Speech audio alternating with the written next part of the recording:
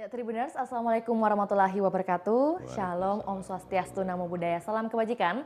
Tentunya selamat sore buat Tribuners dimanapun Anda berada. Senang sekali rasanya saya Firna Jaretno dapat kembali berjumpa di hadapan Tribuners dalam program Ngobrol Virtual edisi Rabu 4 Oktober 2023. Dan tentu suatu kerinduan juga bisa hadir bersama Tribuners dan juga podcast kita hari ini akan membicarakan satu isu yang tentunya harus dikawal dan harus diketahui oleh semua masyarakat. Dan tentunya Tribun Timur akan senantiasa membagikan informasi-informasi aktual, informatif, serta menarik dan juga bisa menjadi edukasi bagi kita semua. Dan kali ini sudah hadir bersama Vio, yaitu Bapak Syamsur Rijal atau yang biasa disapa dengan Deng Ical, selaku Ketua PMI Kota Makassar, dan kita akan membahas terkait tema kita hari ini, biaya pengolahan darah naik, PMI cari untung. Nah, ini menjadi pertanyaan nih, Deng. Iya. Tapi untuk pengantar, tentunya Palang Merah Indonesia baru-baru ini diisukan menaikkan biaya pengganti pengolahan darah atau yang biasa dikenal dengan BPPD. Mungkin Tribuners juga masih bertanya-tanya nih, ada yang tapi nanti kita jelaskan. Dan hal ini karena sudah disampaikan langsung oleh Ketua Umum, oleh Pak JK, Pak JK menyampaikan di satu rapat bahwa nantinya ini ada kenaikan harga, istilahnya harga mungkin ya yang biasa dikenal, tapi nanti kita harus meluruskan nih kekeliruan yang sering terjadi deh. Iya. Dan juga hal ini katanya disampaikan demi keberlanjutan unit donor darah. Sebenarnya apa yang terjadi di unit donor darah? Nanti kita langsung bahas dengan Deng Ical. Tapi sebelum itu selamat sore Deng Ical, gimana kabarnya? Alhamdulillahirrahmanirrahim. Assalamualaikum warahmatullahi wabarakatuh. Selamat sore, shalom, salam kebajikan dan salam kemanusiaan. Baik, salam kemanusiaan itu adalah slogan dari PMI ya. Mohon izin, saya panggil Deng Ical. Deng Ical ya, betul ya. Biasa kerap disapa di masyarakat Deng Ical, sapaannya. Dan bagaimana kabar Deng Ical? Alhamdulillahirrahmanirrahim. Habis putar-putar tadi bagi air bersih. Oke, ini lagi krisis di Kota Makassar khususnya, banyak daerah wilayah yang berdampak juga ya. Merata ya, hampir merata. Lalu kesan-kesan masyarakat gimana dengan bantuan Deng Ical? Waduh, kalau masyarakat itu tidak ada cukupnya, tapi antusias sekali dan ya cenderung berebut lah. Tapi alhamdulillah dengan edukasi pasti dapat jadi semuanya. Alhamdulillah bisa nih. Harus adil ya Deng. Iya. Harus adil. Nggak boleh ada yang lebih sendiri. Lucu tadi karena ada orang bawa jerigen, ada yang lari bawa pulang lagi, tumpaki lagi, ya nggak boleh. Pokoknya simpan semua jerigen, ember dan lain-lain. Satu kali isi, baru satu kali bawa pulang. Iya. Ini ada uluran tangan gitu istilahnya dari Deng Ical untuk dari PMI. Oh, dari PMI. Dari PMI. Oke. Dari PMI. Dari PMI Deng Ical mewakili PMI begitu mengantarkan ini ya bantuan. Lantas bagaimana dengan gas? Alhamdulillah kalau gas ini lagi kita koordinasikan karena sifatnya itu kebutuhan pokok. Jadi kita juga sudah minta ke teman-teman agen dan juga kita ke Pertamina untuk orang-orang tertentu terutama yang penerima manfaat atau KPM itu mesti ada perlakuan khusus. Katanya sih pakai KK yang terdaftar tetapi belum semua yang pantas untuk atau layak untuk mendapatkan itu belum, jadi masih ikut Kiko dong. Mesti ada perlakuan khusus, mesti ada agen khusus untuk mereka-mereka yang memang sangat kesulitan, termasuk orang-orang yang menggunakan gas itu untuk tujuan produktif. Mesti ada pembedaan yang rumah tangga dengan yang produktif. Berarti luar biasa ya, istilahnya produktivitasnya Deng Ical selain mengurus PMI ternyata juga istilahnya sosial juga ke masyarakat. Jadi memang kemanusiaan itu di atas segalanya, Deng. Iya, karena memang PMI tugasnya untuk kemanusiaan. Tugasnya PMI itu mengurangi penderitaan orang dan meningkatkan keberdayaannya. Tugasnya PMI. Iya. Ini mengawal isu yang tadi Vio sudah sampaikan di awal, Deng, bahwa di satu rapat Pak JK sempat menyampaikan bahwa akan dinaikkan atau mungkin sudah dinaikkan, Deng. Bagaimana, mohon konfirmasinya, Deng? Jadi sebenarnya prosesnya panjang dan lama. Jadi mulai dari tahun 2011 BPPD itu sudah diputuskan atau biaya pengganti pengolahan darah. Jadi sebelum kita masuk di situ ada dua hal dulu yang mesti diluruskan. Yang pertama BPPD itu adalah biaya pengganti pengolahan darah. Jadi bukan harga. Bukan harga, tapi biaya pengganti pengolahan darah karena yang kedua ini karena PMI menyelenggarakan tugas negara yang diserahkan kepada PMI. Jadi PMI juga sudah pernah minta sama negara, sama pemerintah, ambil maki untuk transfusi darah karena ini adalah tugas yang sangat vital. Sudahlah, ambil kembali pemerintah. Tapi ternyata pemerintah menganggap tidak efisien kalau dinas kesehatan yang tangani atau rumah sakit yang tangani, jangan sampai ada unsur-unsur lain atau terlalu banyak sumber daya yang mesti dikeluarkan untuk baru. Karena PMI sudah terbentuk jaringannya, sudah ada semuanya, sehingga dulu waktu Pak JK terpilih di periode keduanya, kalau nggak salah 2012, di periode pertamanya itu, Pak JK sudah berencana mengembalikan tugas negara ini. Ambil kembali karena PMI barangkali agak kesulitan. Dan alhamdulillah dengan komitmen kemanusiaan tidak jadi ditarik oleh pemerintah, tetapi pemerintah berkomitmen untuk membackup PMI dalam penyelenggaraan transfusi darah, dalam penyiapan darah yang cukup dan berkualitas. Nah, cukup dan berkualitas inilah yang kemudian ada standar. Jadi ada standarnya Kementerian Kesehatan, ada standarnya WHO. Jadi tidak boleh sembarang dan tidak boleh ada transfusi terbuka. Tidak boleh ada after terbuka, tidak boleh macam-macam. Jadi ada standarnya. Karena transfusi darah sendiri ini dalam pandangan Badan Pengawasan Obat dan Makanan (BPOM) itu sudah ada juga standarnya. Jadi PMI itu juga mengikuti standar BPOM itu karena dianggap sebagai salah satu dari CPOB, cara pembuatan obat yang baik. Jadi darah itu pun juga dianggap sebagai salah satu jenis yang bisa berfungsi obat, makanya standarnya sangat ketat. Nah, dalam proses itulah ada biaya yang mesti dikeluarkan yang tidak semuanya bisa di-cover oleh PMI, karena PMI itu kan organisasi nirlaba yang tidak memiliki sumber daya cukup untuk menyelenggarakan transfusi darah itu. Maka pemerintah kemudian memberikan kewenangan kepada PMI itu untuk menetapkan atau mengusulkan, jadi bukan menetapkan, mengusulkan biaya pengganti pengolahan darah untuk setiap kantong yang cukup dan layak itu. Nah, kemudian ditelah oleh Kementerian Kesehatan sehingga keluarlah per Juli kemarin itu untuk BPPD sebesar 490. Kalau versi PMI yang sudah pernah melalui hasil rapat dengan hampir semua UTD di seluruh Indonesia, kalau tidak salah ada 314 UTD seluruh Indonesia yang dimiliki oleh PMI itu mengusulkan untuk 529 ribu, tetapi kemudian terjadi diskusi panjang, terutama karena PMI menjadi salah satu organisasi yang boleh mendapatkan hibah berurut-urut setiap tahun. Jadi ada beberapa lembaga, ada peraturan pemerintah yang menjelaskan bahwa ada 5 lembaga yang boleh mendapatkan hibah daerah secara berturut-turut setiap tahun. Salah satunya adalah PMI. Di antaranya yang lain itu ada PKK, ada Pramuka, dan ada lembaga lain. Jadi salah satunya PMI, sehingga diharapkan kekurangan dari itu ditutupi oleh hibah dari masing-masing pemerintah daerah. PMI Makassar sendiri itu mendapatkan hibah dari pemerintah kota, bervariasi naik turun, dan sekarang ini kalau tidak salah tahun 2023 ini sebesar 2,1 miliar. Dan dari 2,1 miliar itu apakah nanti memengaruhi harga yang ditetapkan oleh PMI Makassar? Oh, sangat.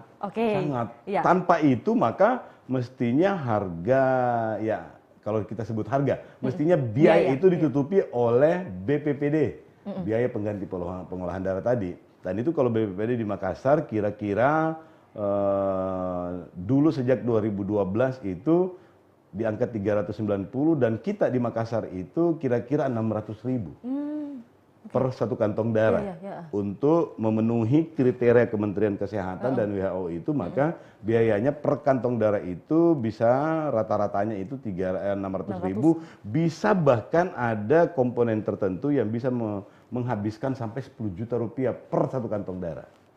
Seperti kemarin waktu COVID-19 itu, satu kantong itu bisa berharga atau bisa bernilai biaya itu sampai 10 juta per kantong darah. Dan ada yang istilahnya ada juga yang mengambil wajib karena itu sangat dibutuhkan. Nah, pada saat itu? Ya pada saat itu, jadi plasma konvalesen dulu itu. Jadi karena biayanya dan prosesnya itu sangat panjang, dan yang berkualitas itu yang mesti menjadi patokan utama. Untuk satu kantong darah itu bisa menghabiskan sampai 10 juta tadi saya bilang. Dan kira-kira kalau average-nya, rata-ratanya itulah yang tadi. kurang lebih 490 sampai kalau di standar PMI Makassar dengan model pengolahan dan uji saring yang terbaik yang ada sekarang teknologinya itu kira-kira 600.000. Berarti per hari ini kalau PMI Makassar atau atau UTD yang PMI ada Makassar, di Kota Makassar itu sudah menetapkankah atau mengikuti anjuran mungkin senilai 490.000? Saya sudah berkirim surat ke Pak Wali. Pak Wali minta tolong, sudah ada keputusannya Kementerian Kesehatan, apakah boleh kami mengikuti standar itu, karena tetap itu keputusan dari Dinas Kesehatan, keputusan Wali Kota melalui OPD teknisnya. Jadi kita tetap menganggap bahwa ini kewenangan pemerintah, tapi kan memang PMI itu melaksanakan tugas pemerintah. Jadi tugas pemerintah ini yang dilaksanakan oleh PMI itulah. Sehingga tetap kita pakeu karena Wali Kota itu adalah pembinanya PMI. Oke. Jadi mungkin untuk saat ini alurnya, Deng, sudah menyurat ke Pak Wali Kota. Lantas untuk instansi atau mungkin istilahnya lembaga-lembaga yang lain juga yang ikut juga mendukung PMI juga sudah disurati demikian rupa? Sudah. Jadi semua rumah sakit yang menjadi mitranya kita sebanyak 46 rumah sakit yang melakukan MOU dengan PMI Makassar kita sudah surati per 2 bulan kemarin. Jadi per Agustus itu kita sudah sampaikan bahwa sudah ada keputusan dari Kementerian Kesehatan, tapi kita akan koordinasikan dengan pemerintah kota, termasuk kemungkinan untuk penerapannya per 1 Agustus kemarin. Tapi karena belum ada respon dari Pak Wali, belum menetapkan ya, dia bilang nanti silakan koordinasi dengan Dinas Kesehatan, kita tunggu itu. Dan kemudian Pak JK sudah mengumumkan dalam pertemuan teknis transfusi darah seluruh Indonesia itu bahwa sudah tidak harus mengikuti standar biaya pengelolaan darah kalau PMI masih diserahi tugas. Artinya kalau ini tidak disetujui maka sebaiknya diambil alih kembali oleh pemerintah karena sumber daya PMI itu tidak sanggup untuk melaksanakan tugas ini. Nah, begitu kira-kira analoginya. Sehingga kita harapkan masyarakat bisa memahami ini dan memang kita menggantungkan harapannya ke pengertiannya kepada masyarakat, termasuk kemungkinannya pemerintah untuk mengambil alih. Oke, mungkin yang menarik juga untuk ditanyakan lebih lanjut deh terkait BPPD ini, biasanya kan istilahnya orang kayak sudah lama tertanam dengan istilah harga, kemudian kita harus luruskan dengan istilah biaya pengalihan, biaya pengganti pengolahan darah ini.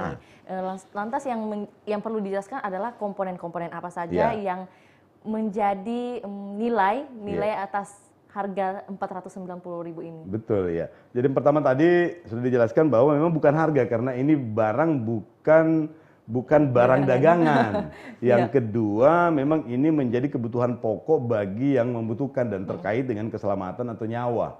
Jadi kalau kita harga nanti berlaku hukum pasar. Yang butuh mahal, kalau tidak butuh tidak mau dibeli. Dan memang ini darah, ya memang konsepnya itu adalah bagaimana menyelamatkan nyawa seseorang atau yang membutuhkan. Sehingga kita harapkan memang masyarakat bisa menerima ini dan kita juga minta kepada teman-teman media, pemerintah untuk menyampaikan kepada masyarakat bahwa ini tugas yang negara yang diserahkan kepada PMI dan kita berkomitmen untuk melaksanakan secara maksimal. Makanya PMI Makassar itu sangat rigid terhadap kualitas dan PMI Makassar, UTD PMI Makassar itu satu-satunya di Indonesia Timur yang menerapkan standar BPOM, Badan Pengawasan Obat dan Makanan dalam konteks CPOB, cara pembuatan obat yang baik. Dan kita ditunjuk untuk menjadi koordinator di Regional 5. Jadi membawahi Sulawesi, minus Manado, dan Maluku Papua. Jadi bagaimana supaya standar mutu itu sesuai dengan standar Kementerian Kesehatan dan WHO. Oke. Terus kemudian kan kalau sesuai dengan yang disampaikan oleh Pak JK pada saat rapat kemarin tuh katanya sudah menunggu 10 tahun nih baru ada kenaikan atau penetapan harga di 490 itu. Lantas apa sih yang mendasari baru ditetapkannya di harga ini? Ini kan sudah ada diskusi panjang lebar dan berlangsung lama. Panjang lebar. Jadi sama dengan obat-obat yang lain, sama dengan barang-barang yang lain. Itu juga ada fluktuasi harga. Jadi hampir semua harga selama 10 tahun terakhir ini barangkali ada yang 2 kali lipat, 3 kali lipat. Tapi karena ini adalah kebutuhan mendasar dan sama sekali tidak ada unsur profit atau mencari uang di situ sehingga kita tetap melaksanakannya. Bahkan penyelenggara asuransi BPJS itu sudah mengganti sejak 2 tahun terakhir ini sebesar 360.000. Kita BPPD itu masih tetap 325.000. Sama dengan tahun 2012 kemarin. Jadi tidak pernah. Kalau kita misalnya mau cari cuannya misalnya, ya paling tidak kita ikuti 360, tapi bukan karena itu sama sekali. Dan memang Pak JK sendiri atau PMI itu menganggap bahwa kalau tetap dengan harga segini, maka dipastikan itu dua kemungkinannya. PMI kolaps dalam konteks penyelenggaraan transfusi darah ini, atau mutunya turun. Nah mutunya itu tidak boleh turun karena berkaitan dengan nyawa seseorang, keselamatannya. Maka negara mesti turut di situ. Nah itu tadi solusinya, kasih bantuan hibah ke PMI, walaupun juga hibahnya itu ya belum cukup untuk menutupi selisihnya, tetapi jauh lebih bagus karena kita juga mengerti bahwa kemampuan keuangan daerah yang berbeda-beda dan mungkin banyak kebutuhan lain yang sama pentingnya, sehingga kita dalam konteks pelaksanaan tugas ini berusaha untuk mengikuti tetap standar, tetapi berusaha semaksimal mungkin mutunya tidak boleh turun. Saya kira Deng Ical lebih paham ya kalau masalah itu, masalah pendapatan daerah dan juga adanya harus ada hibah untuk PMI ini. Betul, iya. Oke. Kalau berbicara tentang selisih yang tadi disampaikan oleh Deng Ical, mungkin penanggulangannya bagaimana dong? Oh, banyak cara yang dilakukan. Oh, PMI Makassar ya. Berbeda dengan UTD di Dinas Kesehatan. Itu mungkin agak kesulitan karena sumber anggarannya dia dari APBD. Kemudian dari UTD Rumah Sakit juga demikian. Kemudian UTD PMI Provinsi sama dengan kami di PMI Makassar itu pasti akan kesulitan. Pasti pengurusnya itu akan banyak sekali berurusan bagaimana caranya supaya bisa menekan banyak biaya. Nah ini BPPD ini terdiri dari banyak komponen. Jadi komponen teknis dan non teknis. Jadi mulai dari pegawai, operasional dan lain-lain. Kemudian yang teknis itu yang sama sekali tidak boleh. Mulai dari pembelian kantongnya yang terbaik. Karena ini kantong sudah benar-benar kantong yang tanda kutip paling the best lah. Kemudian regionnya itu uji saringnya, regionnya, pemakaian obat-obatan, bahan habis pakai. Kemudian region itu wajib untuk mengikuti minimal mendeteksi 4 jenis penyakit. Hepatitis B, hepatitis C, sifilis, HIV/AIDS. Nah itu kemudian diolah di laboratorium dengan standar yang standar terbaik lah. Nah biaya-biaya inilah yang kurang lebih itu yang biaya habis pakai saja itu sudah hampir 400.000. Biaya habis pakai saja, belum masuk pegawai dan lain-lain.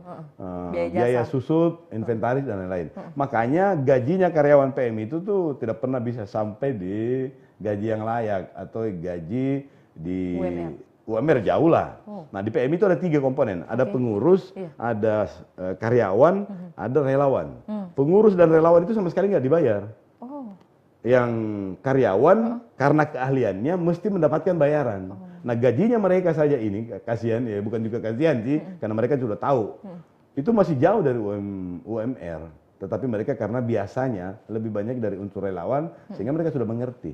Jadi kita juga bertahap untuk memberikan kesejahteraannya. Nah yang kedua yang kita lakukan banyak itu menutupi selisih itu adalah kita melakukan banyak KSO. Kita melakukan banyak kerjasama dengan berbagai produk dan penyelenggara, termasuk juga pemilik dari laboratorium atau alat-alat teknis itu untuk memberikan perlakuan khusus ke PMI. Jadi kadang-kadang kita ada kemudahan begitu ya?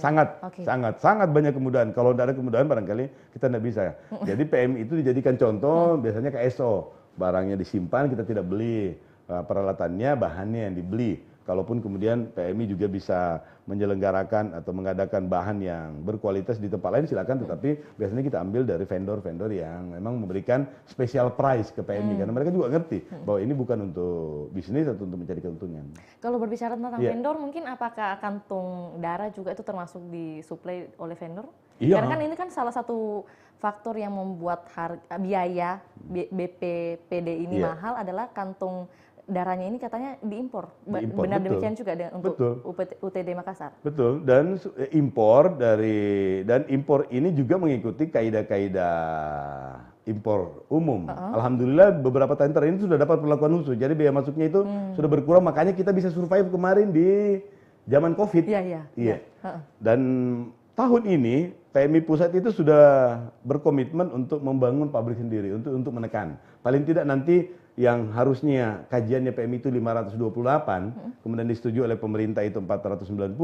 Kalau pabriknya PMI sendiri sudah berdiri, ini bisa mengurangi gap atau selisihnya. Jadi bisa kembali ke 490 itu. Diharapkan lebih turun lagi. Karena pada dasarnya sekali lagi kita tidak dalam konteks untuk mencari keuntungan. Yang paling penting adalah memastikan stok itu cukup, berkualitas dan bisa memenuhi kebutuhan masyarakat. Iya. Kalau dari angka 360 kemudian menjadi 490 itu kan ada kenaikan 36%. Ya, kurang lebih. Ya. Kurang lebih sekitar 36%. Memangnya sejak awal di angka berapa, Deng? Ini kan ada peningkatan terus-terus nih, ya kan? Pastinya sebelum 360 ini mungkin angka berapa? Di angka berapa? Kalau saya tidak salah 250 dulu di tahun 2012. Oke. Iya. Kemudian naik menjadi 360 oleh pemerintah, tetapi di Makassar itu masih 300-an. PMI Makassar sendiri yang 325, yang lain itu masih 300. Ya, dan di cover oleh BPJS itu 360. Karena 360 itu kan dia paket yang tercover oleh BPJS. Jadi khusus untuk komponen darah itu di cover oleh BPJS itu 360. Kita cuma terima 325.000 dari pengolahan darah itu. Iya. Yang perlu disampaikan untuk seluruh masyarakat itu karena ada beberapa komponen yang ya kalau mau dihitung-hitung gitulah istilahnya. Betul, kalau mau hitung-hitungan. Iya, kalau mau hitung-hitungan. Jadi contohnya begini Mbak Vio. Kadang-kadang ada satu kantong darah itu mesti dilakukan perlakuan khusus. Jadi misalnya kemarin ada yang butuh golongan darah apa? Golongan darah resus negatif di Baru. Orangnya adanya di Baru. Maka PMI Makassar itu kirim tim lengkap itu ke Kabupaten Baru. Kabupaten Baru itu satu mobil 4 karyawan, 1 dokter, 2 paramedis, 1 helper untuk satu kantong darah. Dijemput ke sana, pernah kita menjemput di Mamuju. Waduh. Dan itu standarnya mesti sama tetap. Iya. Kemudian PMI Makassar juga itu sudah menutup standar donor orang penyelenggara itu minimal 30 karena perlakuan efisien kita tidak lagi. Pokoknya kalau Anda yang mau donor, masjid, gereja, atau apa saja, kita sudah tidak mensyaratkan jumlah pendonor. Jadi mau satu, mau dua yang donor. Nah, dalam konteks itu saja, biaya non teknisnya saja, di non bahan habis pakai saja itu mungkin bisa sampai 1 juta. Satu kali jalan karena dokter tambah 4 minimal ditambah dengan biaya bahan bakar dan lain-lain lah. Semua itu mungkin bisa habis biaya 2-3 juta, dapat kantongnya cuma 2 atau 3 misalnya. Itu sudah bisa dikonversi berapa kira-kira biaya per kantong darah. Sementara untuk pemakai hanya dibebankan maksimal 325.000. Jadi kadang-kadang ada juga ya berarti PMI untung dong kalau 200 atau 300, enggak. Sebanyak apapun juga itu PMI hampir enggak mungkin untung. Kalau dalam konteks materinya atau rupiahnya. Karena memang biaya pengganti pengolahan darah ini belum sampai kepada biaya standar yang dikeluarkan oleh Kementerian Kesehatan tadi. Jadi kita di PMI itu semakin sedikit orang butuh darah itu semakin bahagia kita, semakin kurang beban. Iya benar-benar. Jadi kadang-kadang ada juga ini PMI ini, kalau kita mendonor, tidak dibayar Ki, dikasih jaki vitamin, dikasih jaki Indomie, dikasih jaki roti, susu. Pas kita butuh tetap mesti bayar. Iya. 325.000. Banyak pertanyaan seperti itu. Jadi itu lagi sekali lagi bahwa ini bukan harga satu kantong darah itu adalah biaya pengganti pengolahan darah. Kemudian kita juga tidak ingin menganggap bahwa orang yang mendonasikan darahnya itu sebagai orang yang butuh uang. Atau orang yang termotivasi karena uang atau dikasih sesuatu, enggak. Karena memang ini sifatnya adalah ya bukan hanya filantropi, tetapi memang ini adalah kepedulian sosial. Jadi kita harap jadi kampanyenya kita saat ini bukan lagi kepada aspek bagaimana membantu orang, tetapi intinya adalah bagaimana orang berdonor itu karena kesadaran sendiri untuk motivasi membuat sehat diri. Karena dengan berdonor itu maka kita mampu mendeteksi dini. Jadi selain menolong, manfaat donor darah itu untuk diri kita sendiri. Mendeteksi dini kemungkinan munculnya penyakit dalam tubuh kita karena kita punya peralatan atau standar yang kita pakai itu sudah CLIA, yang CLIA itu sudah mampu membaca kemungkinan virus dan bakteri yang ada dalam diri kita itu di hari keempat. Jadi Windows periodnya itu sangat pendek. Jadi kalau kita kena HIV/AIDS, kita hepatitis, begitu kita download dari PMI langsung baca. Dibanding dengan standar yang banyak itu masih yang rapid. Rapid itu kira-kira Windows periodnya itu ya 4-3 bulan lah, 3-4 bulan. Nah, kalau PMI itu udah yang terbaik lah. Jadi kita harap ini menjadi bagian dari pelayanan. Jadi sekali lagi kita berharap orang donor itu bukan hanya sekadar membantu orang, tetapi juga untuk mendeteksi dini. Karena selain yang saya sampaikan tadi untuk mendeteksi dini, kita juga membuat darah kita itu tingkat kekentalannya itu menjadi kurang, otomatis kemampuan angkut oksigen dan mineral ke seluruh tubuh itu menjadi maksimal. Jadi tambah sehat dan bisa jadi Vio ini kita tambah cantik, tambah pintar, karena kinerja organ itu menjadi bagus, bahkan bisa meregenerasi kulit dan sel-sel kulit dan yang lain. Saya sempat mau donor, tapi ditolak karena HB-nya rendah, terus lagi konsumsi antibiotik. Kalau perempuan ini Mbak Vio memang kesempatan itu kurang lebih 40-50%. Makanya kalau kita dapat pendonor pemula perempuan, waduh kita bahagia sekali. Karena memang selama menstruasi 3 hari sebelum dan setelahnya itu metabolisme tubuhnya itu sudah tidak stabil lah. Jadi kalau yang menstruasi kira-kira 10 hari, maka dikurangi 3 hari dan setelah 3 hari, itu kira-kira 16 hari sudah hilang memang dalam sebulan. Ditambah dengan konsumsi obat, antibiotik atau mungkin obat ya kecantikan atau menjaga vitalitas atau menjaga imun tubuh itu beberapa yang mengandung zat penenang dan beberapa kandungan yang lain itu akan tertinggal dalam bentuk residu yang kalau terpindahkan ke orang lain itu justru bisa berakibat fatal. Nah, tugasnya PMI itu mendeteksi semua itu residu itu dan mengangkat, memisahkan. Nah, di situ diolah dalam laboratorium itu sehingga itu semua yang butuh biaya. Nah, itulah gunanya BPPD. Iya, itu gunanya PMI, Jadi memang harus ada contoh kasus dulu nih, Denya, seperti tadi Vio sampaikan, maka lebih jelas lagi nih penjelasannya bagaimana alur dan mekanismenya sebenarnya. Tapi kalau berbicara tentang pelayanan mungkin Denya, apakah dengan adanya kenaikan biaya pengolahan darah ini mempengaruhi pelayanan dari PMI itu sendiri? Menurut saya pasti mempengaruhi. Tetapi yang kita jamin adalah naik tidak naik ini barang ini dalam konteks kantong darah ini yang sampai ke pasien itu kualitasnya sama.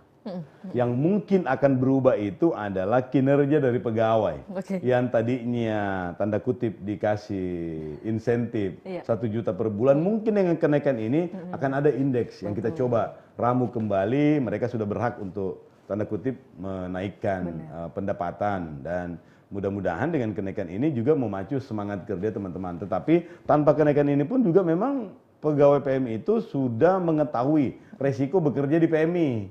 Nah, ini juga akan mengurangi bebannya pengurus.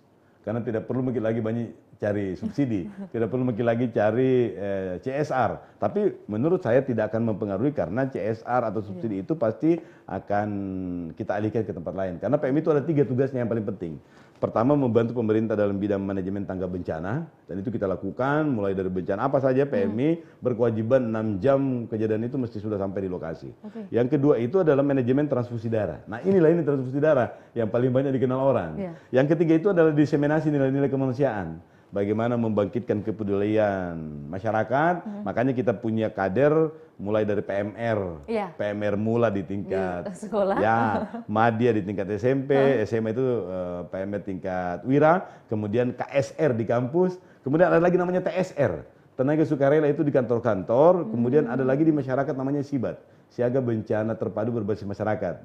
Jadi konsepnya adalah Community Based Disaster Preparedness. Bagaimana CBDP ini semua masyarakat itu ngerti bahwa ada resiko bencana yang ada di sekitarnya kita dan kita mesti berpartisipasi mengambil bagian dalam tugas-tugas ini. Nah, itu tugasnya PMI dan sifatnya itu adalah anonimus, tidak dipublikasikan. Jadi kita tiap hari bekerja di dunia kemanusiaan itu tidak untuk mencari popularitas, tidak untuk mencari karena ini memang tugas-tugas kemanusiaan. Jadi jauh dari publikasi. Karena kadang ada banyak yang bertanya sama saya, ini Deng Ical ini kan politisi. Deng Ical ini kan selalu mau ditahu. Ya mohon maaf, dalam konteks PMI memang ada etika kami. Begitu kita masuk di PMI maka semua warna hilang. Warnanya PMI kemanusiaan ada. Jadi seperti di PMI banyak aktivis parpol yang ada di situ, pengurusnya itu ada macam-macam, bahkan ada anggota dewan. Tetapi begitu kita masuk dalam dunia PMI maka warna itu menjadi hilang, menjadi lebur, dan itu komitmen dari pengurus. Makanya tidak semua orang punya kesempatan jadi ketua PMI karena relawan mesti ngerti dan relawan mesti tahu. Relawan mesti yakin bahwa ini tidak terkait dengan menggunakan organisasi PMI itu untuk tujuan-tujuan yang lain. Iya, begitu situasinya kalau kita di Makassar dan di Indonesia juga begitu, hampir semua PMI. Disangkut pautkan mungkin ya. Ya, seperti ketua kami di daerah itu adalah Pak Bupati Goa, Pak Adan Purita. Dan alhamdulillah sampai hari ini pun juga boleh kita lihat hampir tidak pernah beliau menggunakan bendera PMI itu untuk tujuan-tujuan yang tidak sesuai dengan tujuan kemanusiaan, dan itu memang etika yang selalu kita jaga. Iya. Baik. Ya, begitu Kak. Harusnya masyarakat sudah lebih paham ya, sedikit mudah-mudahan insya Allah. Bukan sedikit tapi harus lebih paham sih. Kan? Insya Allah, seperti yang ditanyakan di tema kita ini, PMI cari untung nggak kayak gitu. Jadi sudah diklarifikasi bahwa memang tidak ada cari untung, karena bahkan kalau istilahnya kasarnya bahkan stafnya saja itu masih dibilang, Pak JK saja masih menyampaikan bahwa ini demi mensejahterakan unit darah di daerah juga kan, karena masih banyak PR. Tapi kalau bicara tentang kantong darah, biasanya untuk di Kota Makassar sendiri mungkin membutuhkan berapa kantong darah per hari, per bulan mungkin? Makassar ini per hari antara 120 sampai 150 kantong per hari. Jadi per bulan itu kira-kira antara 4.500 sampai 6.000. 4.500 sampai 6.000. Sampai 6.000 kantong. Bagaimana dengan pendonor nih? Biasa kan ada pendonor pengganti, ada donor sukarelawan. Pendonor itu kita standarnya kalau di Makassar itu 90% mesti pendonor sukarela. Jadi pada waktu-waktu tertentu memang pendonor sukarela itu mesti digantikan oleh pendonor keluarga. Kenapa? Karena pada waktu tertentu ada yang butuh darah segar. Darah segar ini bukan yang dari kulkas, bukan yang dari freezer. Jadi mesti pendonor segar. Nah, inilah kadang-kadang donor keluarga itu dibutuhkan. Karena kadang-kadang yang dibutuhkan adalah jenis darah segar. Nah, yang ready kebetulan sudah dalam freezer. Iya, biasanya ada juga masyarakat yang kayak nggak mau pakai itu. Iya, memang karena rekomendasinya dari dokter itu mesti darah segar. Maka kita minta untuk membawa pendonor. Tapi kita juga siapkan relawan on call-nya kita. Ada relawannya kita yang tinggal di WA saja itu datang nih. Tetapi kan itu butuh waktu. Iya, benar. Butuh waktu, makanya biasanya dari rumah sakit kan ada pengantarnya. Jadi itu yang mengedukasi kepada keluarganya, siap-siap Ki, supaya nanti pas sampai di PMI itu ada yang mendonor. Karena kalau PMI lagi butuh waktu broadcast, 20 menit mungkin dalam, kemudian di aftab bisa waktu 30 menit. 30 menit itu golden time yang mesti digunakan, jangan sampai ada apa-apa Miko dong. Jadi memang diedukasi supaya itu. Nah, kemudian memang kita berharap memang kesadaran masyarakat itu untuk bisa mendonorkan darahnya, sekaligus juga kita ingin sampaikan kepada masyarakat bahwa kenapa ini kadang-kadang kosong di PMI. Nah, PMI itu boleh dibilang hampir tidak pernah kosong kalau PMI Makassar. Nah, produk kita itu ada minimal 6. Ada darah merah, ada sel darah putih, ada plasma, ada darah lengkap, ada 6 itu. Nah, kadang-kadang kita stok yang sudah diolah itu masing-masing, misalnya kita punya stok hari ini 2.000 stoknya kita. Jadi kadang-kadang kita bagi rata, dari 6 jenis ini kita bagi rata 150 atau 200 per jenis pelayanan itu. Tiba-tiba ada epidemi di daerah tertentu, atau ada kecelakaan, atau ada orang yang melahirkan misalnya yang kebetulan membutuhkan darah yang, komponen darah yang sama. Nah, kadang-kadang begitu siang atau sore, untuk komponen tertentu habis nih. Sementara stok umum masih banyak, itu masih ada 1.000 kan? Ada transparan, kita ada layar di PMI itu sudah kelihatan nih berapa stok. Kenapa itu ada di 1.000 kantong? Kebetulan yang kita butuh sel darah merah, yang kebetulan habis karena hari ini terpakai itu di luar dari kebutuhan biasanya. Jadi itu yang mesti diolah lagi. Diolah itu kurang lebih 1,5 sampai 2 jam. Nah, ini kadang-kadang masyarakat dia, 2 jam di sini menunggu. Kalau di PMI itu tidak ada sama sekali perbedaan siapa yang dilayani, tidak ada. Mau dia gubernur, wali kota, presiden, itu anonim begitu masuk. Jadi telepon kita Pak Ketua, sudah, Dedeka biar lagi Pak Ketua itu datang di situ, itu di laboratorium begitu masuk, tinggal kode yang tidak ketahuan siapa yang punya darah. Siapa yang butuh, siapa yang punya darah. Jadi yang diperhatikan di situ adalah pengantar dari rumah sakit. Di situ ada pengantarnya, ada sekali nih. Nah, kalau persiapan itu berarti siap-siap kok nanti sebentar malam mungkin kita operasi, tunggu ke dokter. Begitu siap nih dokter, atau tunggu tekanannya pasiennya itu memungkinkan misalnya, begitu memungkinkan langsung itu persiapan. Nah, kadang-kadang misalnya orang melahirkan, persiapan. Begitu selesai operasi sesar misalnya, tidak dibutuhkan, tidak nih. Iya. Nah kalau kau ambil kini darah, itu bisa bermasalah. Yang kedua, ada namanya suhu dingin. Jadi mekanisme dinginnya kita di PMI itu, kalau sudah keluar dari meja freezer itu tadi itu, maka akan terpengaruh ke kualitasnya. Benar. Begitu di bawah suhu tertentu, maka kualitasnya akan berkurang. Nah itu yang kita tidak mau, kau ambil kemudian bawa waktu, jangan sampai kau singgah minum kopi. Jangan sampai itu akan mempengaruhi suhu dinginnya, dan itu yang kita hindari. Makanya PMI juga menerapkan standar bekerjasama dengan beberapa driver atau operator online itu, kita siapkan cool box. Sudah dry ice juga kita sudah siapkan, sehingga kita wanti-wanti yang singgah-singgah pokoknya langsung ke rumah sakit. Iya. Jadi ada banyak sekali mekanisme yang masyarakat perlu tahu dan belum paham mungkin. Belum paham, ya itu juga kelemahannya di PMI, salah satunya itu karena kenapa PMI tidak sampaikan? Iya, bagaimana PMI mau sampaikan? Nah, untuk pelaksanaan tugas utama saja kita tidak cukup. Masa kita mau anggarkan ke promosi? Sementara untuk melaksanakan tugas pokok saja ini belum mencukupi, dan tidak mungkin kita bisa, kecuali kalau disupport sama programnya Mitra, disupport sama Tribun Timur misalnya. Tribun Timur siapkan media untuk berpromosi di itu mungkin, tetapi kalau kita untuk membayar itu hampir tidak mungkin, karena logikanya yang pokok aja belum cukup, bagaimana kita mau yang sekunder. Tapi paling tidak dengan tayangan ini mungkin bisa membantu membantu masyarakat untuk Tribuners khususnya untuk paham mengenai apa saja sih mekanisme yang terjadi di PMI Kota Makassar. Betul. Tapi pertanyaan ini sangat menarik sebenarnya menurut saya, Deng Ical. Mungkin tadi salah satu kondisi yaitu Sito. Iya, betul. Bagaimana solusi jika mungkin ada satu pasien begitu yang membutuhkan kantong darah dan statusnya adalah Sito tadi. Kemudian dokter ini sudah bilang ini mesti dioperasi dan ini, dan itu kita sudah siapkan memang kalau memungkinkan. Apalagi kalau sudah ada standarnya, sampelnya duluan yang paling penting. Begitu sampel sampai, maka kita carikan darah yang sama, golongan darah yang sama, kita carikan resusnya yang sama, kita carikan tekanan yang relatif sama. Jadi itu ribet sekali. Ribet sekali. Sambil kita kemudian memastikan darah ini aslinya layak transfusi, sudah bersih, sudah murni 100%, tidak boleh lagi ada residu terkontaminasi oleh apa saja, mau residu obat, mau residu alkohol, mau residu makanan-makanan lain, itu kandungan-kandungan lain. Jadi ini yang pure masuk di darahnya orang supaya itu maksimal kinerjanya. Tapi pernah nggak dapat satu kasus mungkin ada yang sudah dapat darahnya tapi administrasinya tidak selesai? Banyak. Lantas lari atau bagaimana? Oh, banyak sekali. Bukan dampak, sering kasus itu yang belakang urusan kemudian mohon maaf meninggal mikolong misalnya. Tega enggak kita walaupun datanya lengkap, ada nomor telepon, ada apa, paling kewajiban administrasinya kita itu adalah meng-WA, meng-SMS, menelpon. Tapi masih ada kewajiban ada Tom yang bilang, apa tong kau itu bapakku sudah meninggal itu apa, kan tidak mungkin kita mau follow up. Tetapi itu secara administrasi itu adalah urusannya relawan sama urusannya pengurus.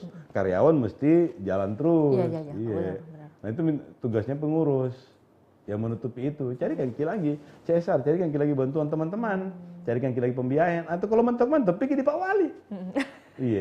Berarti memang tidak mudah ya?